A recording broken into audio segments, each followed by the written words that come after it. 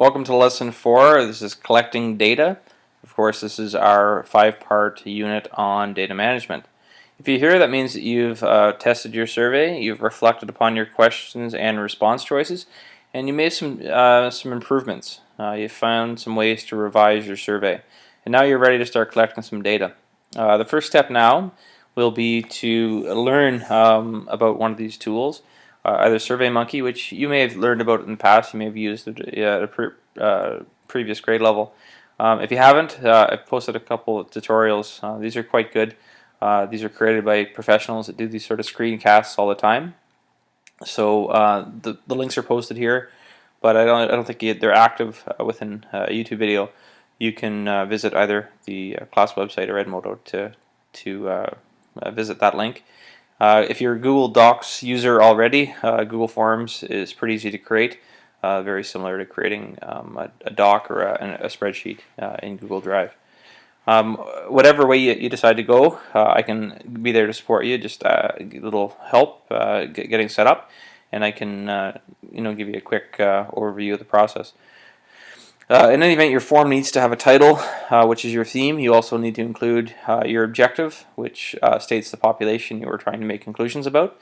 So there's an example of that on the bottom of the screen where I have my internet use and I have my objective, which includes the population that I'm trying to make conclusions about. All of this information should already be included in your rough draft, so this isn't anything new at this stage. So now you're ready to start directing traffic to your survey. So you have a link. Once you're finished creating a survey, you're going to have a link, and it comes to the point where it's pretty easy to get students in our class to complete the survey. If you just post it on Edmodo and ask students to do it, I'm sure you'll have 20, 21, or 22 respondents in no time. But if we want a broader audience, we can certainly do a few different things. We can put them on your website, and I can ask teachers to visit eps7.com and then click on your portfolio and complete, have their students complete your survey. A few different other options. If you're concerned, if you want to have teachers throughout District School Board Ontario Northeast have their students, maybe if it's just for intermediate students, your population is just intermediate students, that I can share the link through email to some of my colleagues throughout the school board.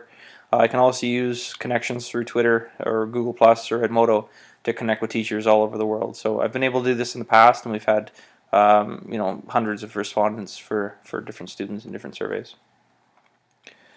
So once you have all that done, we're going to look at we need to look at the assessment.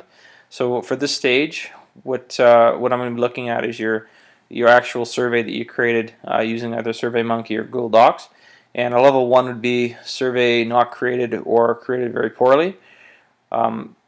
Also, limited steps were taken to find respondents. So if you're done your survey, but you've done very little to actually get people to come to it, and you're just sort of waiting, and you have 2 or 3 respondents, that's not good enough. You need to find a way to get people there. And again, I can help you with that. If you ask. No attempt was made to avoid bias. Results will not represent population. So this is really a problem that you move forward too fast. You weren't reflective enough at an earlier stage, and now you have a survey that doesn't have the improvements that were required of you during the last stage. And the survey has no title or no objective as stated, so you're missing some information. Moving towards the level 4, really the top of the spectrum.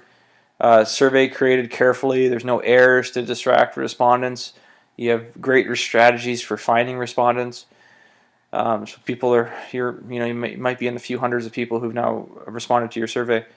You've tried to avoid bias in your survey. Your sample will be representative.